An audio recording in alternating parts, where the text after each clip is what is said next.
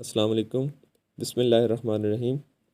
आज हम first year chapter number 1 का सेकंड लेक्चर जब स्टार्ट करेंगे। इस लेक्चर के अंदर हमने बाकी ब्रांचेस ऑफ बायोलॉजी उनको स्टडी करना है। आज की जो पहली ब्रांच ऑफ बायोलॉजी है वह है जी मॉलिक्यूलर बायोलॉजी। मॉलिक्यूलर बायोलॉजी के अंदर हम क्या चीज़ स्टडी करते हैं? We study the structure of organisms. हम ऑर्गेनिज्म के स्ट्रक्चर को स्टडी करते हैं। अब वो स्ट्रक्चर क्या चीज़ है? वो सेल्स हो सकते हैं और उन सेल्स के अंदर मौजूद ऑर्गेनेलिज हो सकते हैं।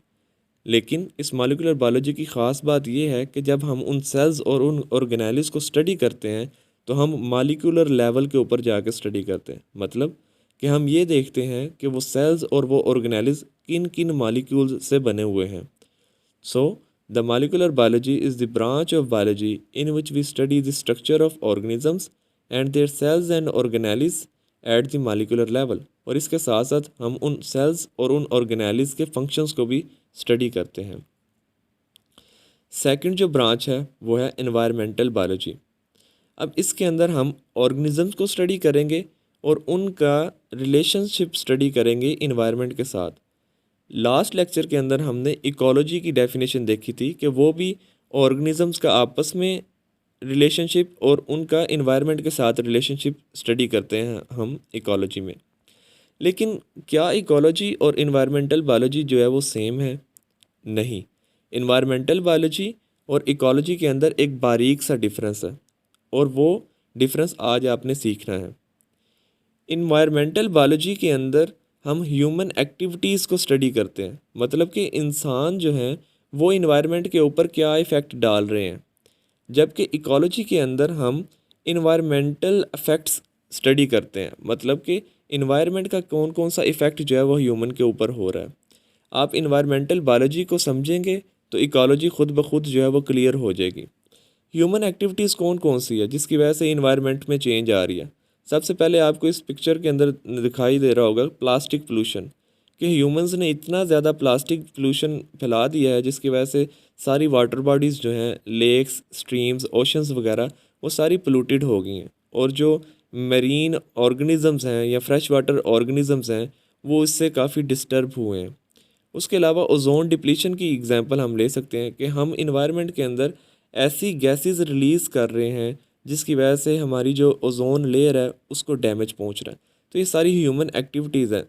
इन्वायरमेंटल बायोलॉजी के अंदर हम ऑर्गेनिजम्स को स्टडी करते हैं और उनका रिलेशनशिप विद देयर इन्वायरमेंट, और उसके साथ साथ ह्यूमन एक्टिविटीज़ को भी स्टडी करते हैं कि कैसे ह्यूमंस जो हैं वो इन्वायरमेंट को डैमेज कर रहे हैं या कैसे ह्यूमन एक्टिविटीज़ इन्वायरमेंट को अफेक्ट कर रही हैं।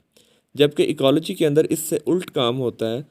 इकोलॉजी के अंदर हम इन्वायरमेंट के इफ़ेक्ट्स पढ़ते हैं कि जो ह्यूमन लाइफ के या ऑर्गेनिजम्स लाइफ के ऊपर हो रहे होते हैं। नेक्स्ट जो ब्रांच है वो है माइक्रोबायोलॉजी। इसके अंदर हम माइक्रो ऑर्गेनिजम्स को स्टडी करते हैं। ठीक है, माइक्रो ऑर्गेनिजम्स ऐसे ऑर्गेनिजम्स को बोलते हैं जो हमें नेकेड आई से नज़र नहीं आते। उनको ऑब्ज़र्व करने के लिए हमें माइक्रोस्कोप यूज़ करना पड़ता है।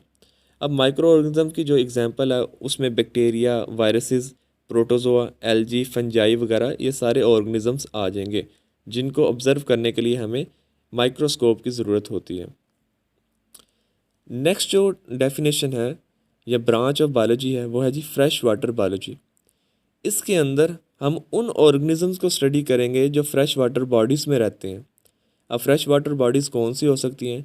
वो रिवर्स हो सकती हैं, लेक्स हो सकती हैं, स्ट्रीम्स हो सकती हैं। ठीक है, रिवर्स जो हैं दरिया, लेक्स जो है वो आप कहते हैं झील को कहते हैं। ठीक है, स्ट्रीम्स जो है वो नदी को कहते हैं।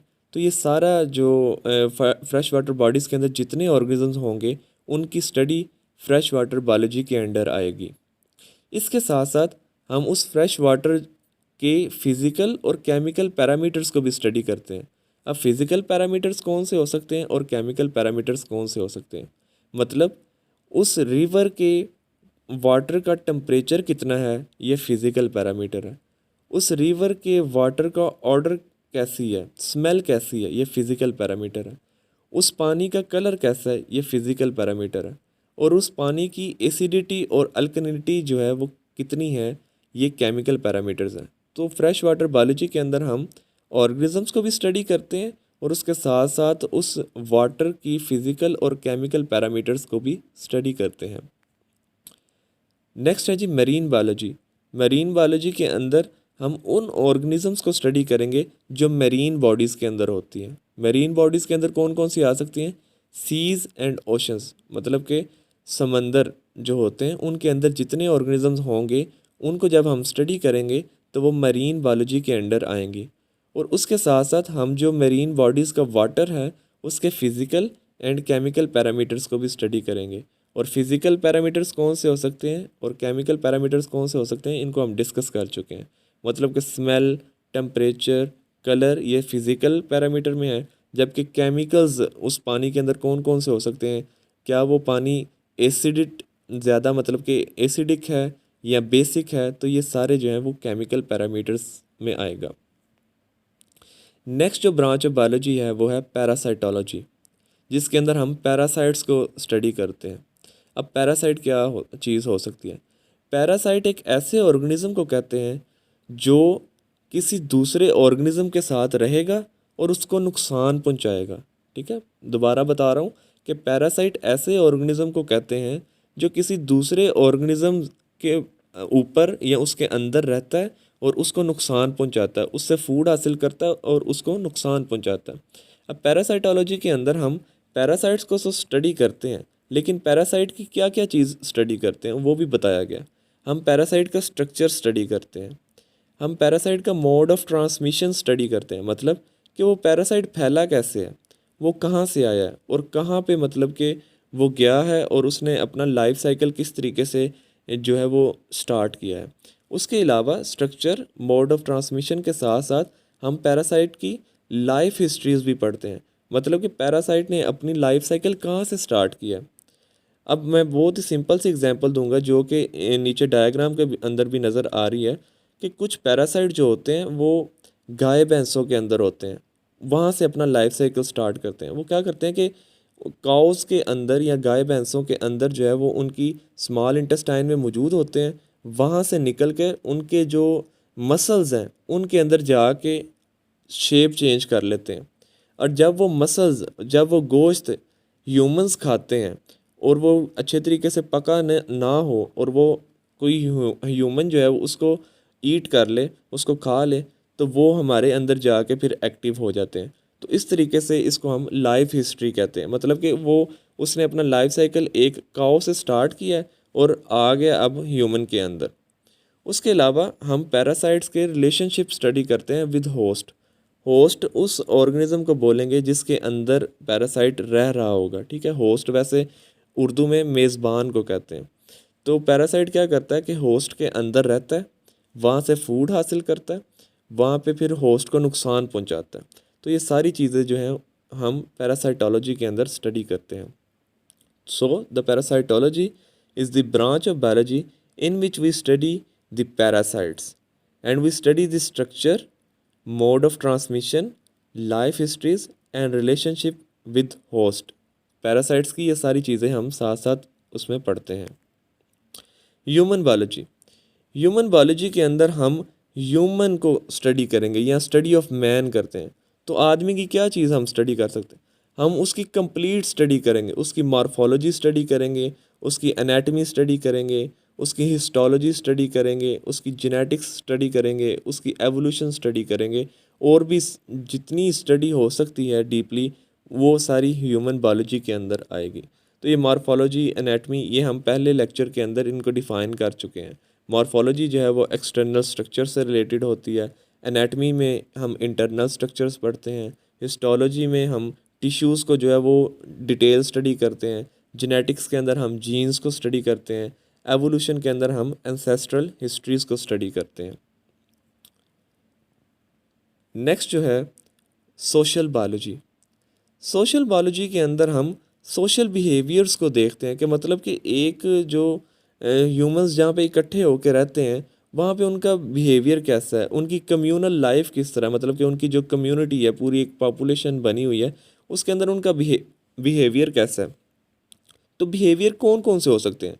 बिहेवियर अग्रेसिव हो सकता है, ठीक है, खुशी का कोई मतलब कि आप कह लें कि बिहेवियर हो सकता है, गम का बिहेवियर हो सकता है, गुस्से का बिहेवियर हो सकता है। तो ये सारे बिहेवियर्स हैं, और इन सोशल बिहेवियर्स को स्टडी जब हम करते हैं तो उसको हम सोशल बायोलॉजी बोल देते हैं। लास्ट आज की डेफिनेशन बायोटेक्नोलॉजी। ये आपने नाम वो सुना होगा, बायोटेक्नोलॉजी। इसके अंदर हम क्या करते हैं, हम लिविंग ऑर्गेनिज्म को यूज़ करते हैं, या कोई ख़ास प्रोसेस यूज़ करते हैं, या कोई सिस्टम वगैरह यूज़ कर सकते हैं।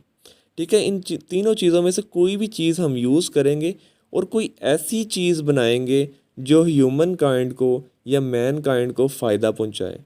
ठीक है, बायोटेक्नोलॉजी का सिर्फ एक मकसद है, और वो ये कि ह्यूमन काइंड को फ़ायदा पहुंचाना है। उसके लिए कोई भी लिविंग ऑर्गेनिज्म यूज़ किया जा सकता है, कोई प्रोसेस यूज़ किया जा सकता है, कोई सिस्टम यूज़ किया जा सकता है। ठीक है, और इस सारी चीज़ से कोई चीज़ बनाई जा सकती है। ठीक है, in manufacturing and service industries. तो इन इंडस्ट्रीज़ के अंदर ये तीनों चीज़ों में से कोई भी एक चीज़ इस्तेमाल हो सकती है। क्या, कौन कौन सी? कोई लिविंग ऑर्गेनिज्म यूज़ किया जा सकता है, कोई प्रोसेस यूज़ किया जा सकता है, कोई सिस्टम यूज़ किया जा सकता है। मतलब इसमें मैं अब आपको एक क्विकली एग्जांपल्स दूंगा। जो चीज़ है, ठीक है, पनीर बनता है, वो बायोटेक्नोलॉजी की मदद से है। इंसुलिन तैयार की जाती है शुगर के पेशेंट्स के लिए। ठीक है, डायबिटीज़ के पेशेंट के लिए इंसुलिन तैयार की जाती है, वो बायोटेक्नोलॉजी की मदद से तैयार की जाती है। अब बायोटेक्नोलॉजी के अंदर बहुत ही क्रिएटिव चीज़ की जा सकती है। आप इस इमेज को देखें तो ये बायोटेक्नोलॉजी की मदद से ये जो माउस हैं, छोटे छोटे चूहे जो हैं, इनके अंदर ऐसे जीन्स एंटर कर दिए गए हैं कि इनकी स्किन जो है वो चमकना शुरू हो गई है, ग्लो करना शुरू हो गया। मतलब कि किसी दूसरे ऑर्गेनिज्म के अंदर से ग्लोइंग जीन्स जो है वो लिए गए हैं, और इनके अंदर जो है वो दाखिल कर दिए गए हैं, और अब जो है वो इनकी स्किन भी जो है वो ग्लो करना शुरू हो गया। तो बायोटेक्नोलॉजी के अंदर इस तरीके से क्रिएटिव काम किया जाता है। तो again, biotechnology is the branch of biology which deals with the use of living organisms, processes या फिर systems in manufacturing and service industries for the benefits of Mankind. तो ह्यूमन काइंड या मैन काइंड की benefit के लिए जो भी काम किया जाएगा, किसी और लिविंग ऑर्गेनिज्म को यूज़ करके, किसी प्रोसेस को यूज़ करके, या किसी सिस्टम को यूज़ करके, तो वो हम उसको कहेंगे कि बायोटेक्नोलॉजी के अंडर आएगा।